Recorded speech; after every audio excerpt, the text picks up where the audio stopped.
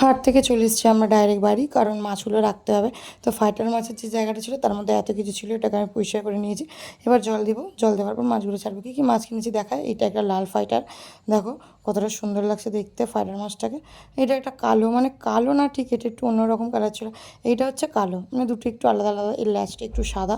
তারপরে ছিল আর একটা কালার, এই দেখো। এটা তো খালি নিচের দিকে গোঁতা মাছ ছিল, কেন তা কী জানি, আমি তো বুঝতেই পারছিলাম না যে কেন ওর নিচের দিকে এত গোঁতা মাছ ছিল। এই তো একা একা উপরের দিকে উঠছে, একা একা নিচের দিকে নামছে, যে কী যে করবো নিজে বুঝতে পারছে না। তারপরে অ্যাকোরিয়ামটায় জল দিয়ে দেওয়ার পর দেখো মাছটাকে ছেড়ে দিয়েছি। এই দেখো ছাড়তেই নিচের দিকে চলে গেছে। তারপরে সবগুলো এরকমভাবে ছেড়ে নিয়েছি। দেখো এরা এখন আস্তে আস্তে উপরের দিকে উঠছে, নিচের দিকে নামছে, এরকমভাবে খেলা করছে। পুরো চারটাকে এর মধ্যে ছেড়ে দিয়েছি আমি এখন। আমার কাছে ফাইটার মাছ নিয়েছে এত কৌটো হয়ে গেছে যে বলার কথা নেই। এখানে রয়েছে, এর ভিতরে রয়েছে, মানে মশলাপাতি রাখা যাবে এতগুলো কৌটো আছে আমার কাছে। তারপর তো এই দুটো মাছ নিয়ে এসেছিলাম একটা একটা করে, এগুলো জল সেটিং করতে দিয়েছিলাম। দেখো আমার মাছগুলো এখানে খেলা করছে। আমার কাছে এই কালো মাছটা ছিল, একটা মরে গেছে। এখানে আমি কিনে নিয়ে এসেছিলাম জাল, মাছেদের খাবার নিয়ে এসেছিলাম। মেন যাওয়াটা হচ্ছে মাছের খাওয়ার জন্য, কারণ মাছের খাবার আমার কাছে কম ছিল। দেখো এইটুকুনি ছিল, এটুকুনি শেষ হয়ে গেলে আমাকে তো মাছের খাবারটা আনতেই হতো। আর যেহেতু এখানে অনেক দাম, তাই আমরা হাটে গেছিলাম। তো তারপরে তো মাছগুলোকে ছেড়ে দিলাম, কিন্তু মাছগুলোকে ছাড়ার পর এখানে আমি খুঁজে পাচ্ছিলাম না। এখানে দেখছিলাম আমারই মাছগুলো ঘোরাঘুরি করছিল। দেখো মাছগুলো যে ছাড়ার পর কোথায় চলে গেলো, যেহেতু নতুন জল আর নতুন জায়গা, হয়তো কোথায় যে ঢুকে গেল, হয়তো এটার পেছনে ছিল, কিন্তু খুঁজে পাচ্ছিলাম না। ওপর দিয়েও দেখার চেষ্টা করছিলাম, কিন্তু দেখতেই পেলাম না। লাস্টে দেখলাম আমারই মাছগুলো এখানে ঘোরাঘুরি করছে।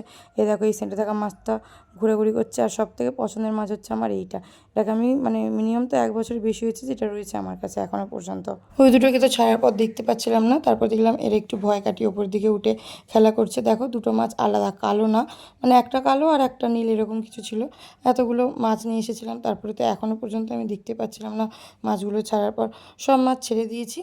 তারপরে এবার আমরা বাড়ি যাব, কিন্তু তারপর দেখলাম না, এই যে দেখা যাচ্ছে একটুখানি ও ওপরে উঠছিল না, নিচের দিকে ছিল, এইটুকুনি দেখা গেছে। আমরা যাবো রাতে রেস্টুরেন্টে খেতে। তো আমি আলমারিটা খুলে জামা দেখছিলাম, কিন্তু বিশ্বাস করো আমার একটাও জামা নেই।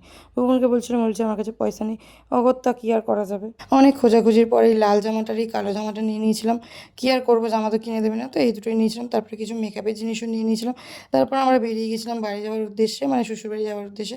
এই দেখো আইটিসি, খুব সুন্দর হাওয়া দিচ্ছিল। যাই হোক, দেখো পাতাটা কত সুন্দর উড়ছে। আমার তো খুবই ভালো লাগছিল, মানে ঠান্ডা ঠান্ডা ওয়েদার ছিল, বাস্ট ওয়াও। এই রাস্তাটাতে গেলে তুই শিব বাবাটাকে দেখা যাবে, কারণ একটাই রাস্তা, এখান থেকে গেলে এনাকে দেখা যাবে। খুব পছন্দের একটা মানুষ।